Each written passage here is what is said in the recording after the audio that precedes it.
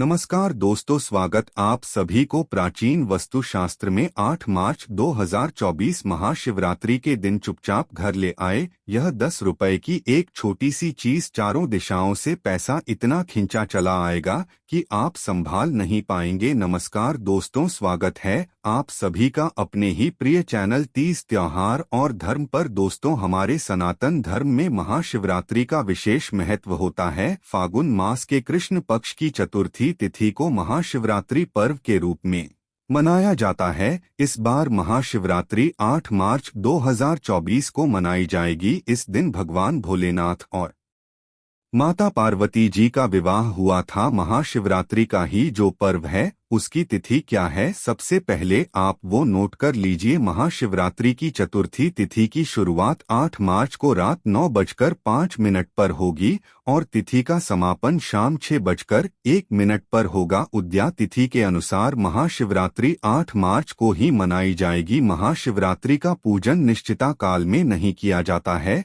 दोस्तों, बहुत ही ध्यान दीजिएगा, महाशिवरात्रि का जो दिन होता है वह बहुत ही खास होता है। इस दिन भगवान भोलेनाथ धरती पर शिवलिंग के रूप में प्रकट हुए थे और हमारे वास्तुशास्त्र में कहा गया है कि महाशिवरात्रि के दिन ही सृष्टि का निर्माण हुआ था, सृष्टि की शुरुआत हुई थी। इसीलिए दोस्तों, हर व्यक्ति को महाशिवरात्रि का बेसब्री से इंतजार रहता है। कहा जाता है कि महाशिवरात्रि के दिन की गई कोई भी पूजा साधना क्रिया हमको साक्षात भगवान भोलेनाथ का आशीर्वाद प्राप्त करवा सकती है। दोस्तों, अगर आप भी चाहते हैं कि भगवान भोलेनाथ का आशीर्वाद आप पर और आपके पूरे परिवार पर सदैव बना रहे, तो कमेंट बॉक्स में तुरंत लिख दीजिए ओम नमः शिवाय। वीडियो को लाइक करके चैनल को सब्सक्राइब और पास वाला बेल आइकन भी तुरंत प्रेस कर दीजिए। देखिए दोस्तों, हिंदू धर्म में कई पुराण हैं, जैसे कि गर्भ पुराण, अग्नि पुराण, स्कंद पुराण, शिव पुराण, और हर एक पुराण में इस चीज का वर्णन साफ साफ मिलता है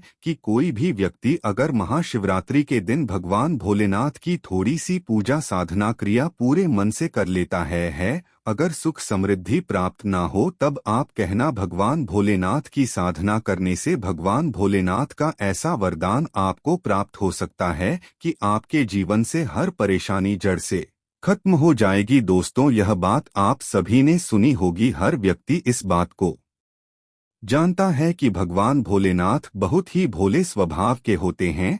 वह किसी को भी थोड़ी सी कोई पूजा कर ले, उनकी साधना कर ले, तुरंत ही वह प्रसन्न हो जाते हैं। और अगर महाशिवरात्रि के दिन अगर आप भगवान भोलेनाथ को सिर्फ एक छोटा सा जल भी चढ़ा देते हैं लोटे में भर के, तो भगवान भोलेनाथ जी बीज मंत्र बोल देने मात्र से साक्षात आपको भोलेनाथ का वरदान प्राप्त हो जाता है, जिसके बाद आपके जीवन में कितनी ही बड़ी से बड़ी परेशानी क्यों ना हो वह टिक नहीं पाती है। कितना ही बड़ा कष्ट क्यों ना हो, कितनी ही बड़ी दिक्कत क्यों ना हो, हमेशा के लिए खत्म हो जाती है। और यह बात आप भी जानते हैं कि भगवान भोलेनाथ अगर किसी व्यक्ति को आशीर्वाद दे देते हैं तो उसको साक्षात काल भी उसका कुछ नहीं बिगाड़ पाता है। दोस्तों, एक बात ध्यान रखिएगा, वास्तुशास्त्र के अध्याय नंबर 71 में लिखा हुआ है कि अगर आप पूजा नहीं करते हैं तो कोई बात नहीं, लेकिन अगर आप पूजा गलत तरीके से करते हैं तो आपको देवी देवताओं का क्रोध झेलना पड़ सकता है। कहने का मतलब मेरा यह है दोस्तों कि अगर महाशिवरात्रि के दिन अगर आप पूजा करना चाहते हैं तो कृपया करके ध्यान से कीजिएगा, गलत विधि विधान से मत कीजिएगा, क्योंकि जाने अनजाने आपकी ऐसी ही गलतियों की वजह से आज आप इस हाल में हैं। इसे ही किस्मत कह रहे हैं, लेकिन यह जाने अनजाने में आप ही के द्वारा कभी ना कभी की हुई गलतियां हैं, जिनका फल आप इस दोष के रूप में अपने जीवन में भोग रहे हैं। हमारे कर्म ही आगे जाकर हमारे किस्मत का रूप ले लेती है। महाशिवरात्रि के दिन जिसको भी भगवान भोलेनाथ का क्रोध देखना पड़ जाए, उसके जीवन में कभी वह तरक्की कर नहीं पाता है। ऐसे व्यक्ति के जीवन में हमेशा कष्ट बना रहता है, रोग बना रहता है, शरीर में पीड़ा बनी रहती है, मानसिक तनाव से घिरा रहता है, ग्रह दोष शुरू हो जाते हैं। लेकिन अगर आप भगवान भोलेनाथ को महाशिवरात्रि के दिन सही तरीके से पूजा साधना कर लेते हैं, मंत्र जो मैं बताऊंगी वो बोल देते हैं, जो चीज मैं अभी आपको बताने जा रही हूँ वास्तुशास्त्र के हिसाब से वो चढ़ा देते हैं।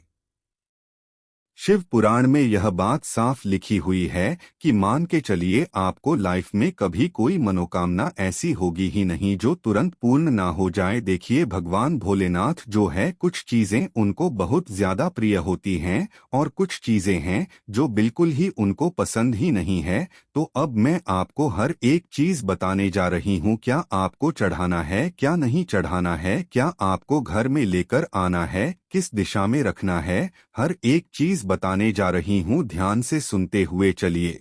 देखिए, यह जो महाशिवरात्रि है वह कई सारे योग लेकर आई है। सबसे बड़ी चीज यह जो शिवरात्रि है वह शुक्रवार के दिन पड़ने जा रही है, यानी कि धन आगमन आपका 4 गुना बढ़ने वाला है। 18 तरीके के योग इस बार बनने जा रहे हैं। पिछली बार महाशिवरात्रि पर 12 तरीके के योग बने थे और इस बार 18 तरीके के बनने जा रहे हैं। इसमें से कुछ योग ऐसे हैं: पंचग्रह योग, अमृत योग, धनिष्ठा योग, इसी के साथ शब्द योग। इसी तरीके से 18 योग बनने जा रहे हैं और आप हर एक योग का लाभ उठा सकते हैं, फायदा उठा सकते हैं। भगवान भोलेनाथ को ठीक तरीके से पूजा करके प्रसन्न कर सकते हैं। वीडियो को बिल्कुल भी स्किप करने की गलती मत कीजिएगा, पूरे जीवन भर आपको पछताना पड़ सकता है। ध्यान से सुन के जाएंगे तभी गलती नहीं करेंगे, ऐसी आपकी कोई भी इच्छा नहीं है दोस्तों जो इससे पूर्ण ना हो पाए। एक एक जानकारी आपको इस वीडियो के माध्यम से बताने जा रही हूँ दोस्तों, इसलिए आपसे फिर से एक निवेदन है, सारी जानकारी को आप कहीं कॉपी पेन में नोट कर लीजिए ताकि महाशिवरात्रि के दिन आपसे गलती ना हो पाए। सबसे पहली चीज जो आपको ध्यान रखनी है,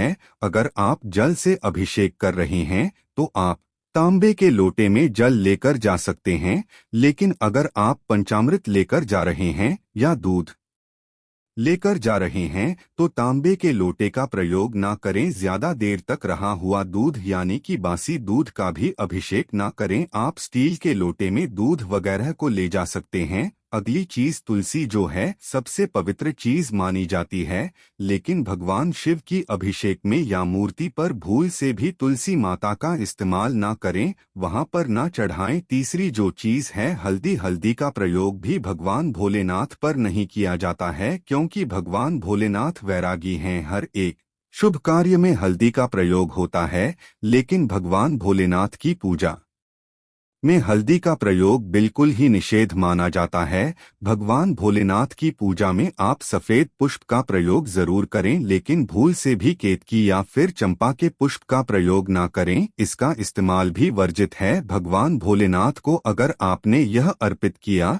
तो आपको दोष लग सकता है, उनके क्रोध का सामना करना पड़ सकता है। देखिए, महाशिवरात्रि जो कि 8 मार्च को पड़ रही है, इस दिन तामसिक भोजन गलती से भी आपको नहीं खाना है, इससे भगवान भोलेनाथ क्रोधित हो जाते हैं और आप पर कई सारे ग्रह दोष लग जाते हैं। तब आपको समझ नहीं आ पाता है कि मुझे किस गलती की सजा दे रहे हैं भगवान। तो आप इन गलतियों को मत कीजिएगा। और अब जानते हैं कि आपको क्या क्या करना है। उसके बाद मैं आपको बताऊंगी कि कौन सी वह चीज है जो कि आपको इस दिन अपने घर खरीद कर जरूर लानी है। तो सबसे पहले भगवान भोलेनाथ की पूजा करने के लिए महाशिवरात्रि के दिन सुबह सुबह आप सोकर उठ जाएं। ब्रह्मा मुहूर्त में उठते हैं तो यह सबसे उत्तम है, अन्यथा आप 8 IPL बजे से पहले तो जरूर ही उठ जाइएगा। इसके बाद आपको नहाना धोना है और सफेद वस्त्र धारण कर लेने हैं। हो सके तो बिना सिले हुए जो वस्त्र होते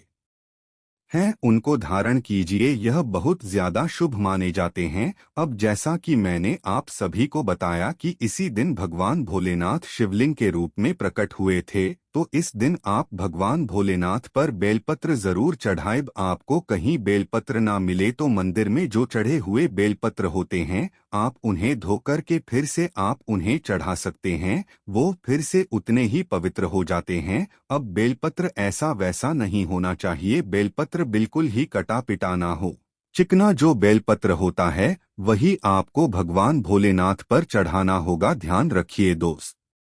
तो एक तरफ 1000 कन्याओं को खाना खिलाना और एक तरफ भगवान भोलेनाथ जी को 3 पत्ते वाला बेलपत्र चढ़ाना, इन दोनों के फल बराबर होते हैं। इसी के साथ भांग धतूरा इस दिन आपको भगवान शिव को जरूर अर्पित करना चाहिए, लेकिन ध्यान रहे कि माता पार्वती को भांग धतूरा बिल्कुल भी पसंद नहीं है। माँ पार्वती क्रोधित होती है, तो भूल से भी आपको माता पार्वती को इन चीजों को टच नहीं करवाना है। अब मैं आपको बताती हूँ कि इस दिन आपको कौन सी 10 रुपए की चीज अपने घर लेकर आनी है। तो इस दिन हो सके तो आप अपने घर में पीतल की शिव परिवार की जो प्रतिमा होती है, मूर्ति होती है, वो जरूर अपने घर लेकर आइए। महाशिवरात्रि के दिन लेकर आना यह सबसे ज्यादा शुभ माना जाता है। अगर आपको शिव परिवार नहीं मिल पाता है तब आप शिवलिंग लेकर आएं और उसे अपने घर में स्थान जरूर दीजिए, यह सबसे शुभ होता है। महाशिवरात्रि के दिन तो मुझे उम्मीद है मेरे द्वारा दी गई जानकारी से आप सभी को संतुष्टि मिली होगी। वीडियो पसंद आया है तो वीडियो को लाइक करके चैनल को सब्सक्राइब और पास वाला बेल आइकन जरूर प्रेस कर दीजिएगा। मिलती हूँ एक नई जानकारी के साथ। जय श्री राम। महाशिवरात्रि की हार्दिक शुभकामनाएं।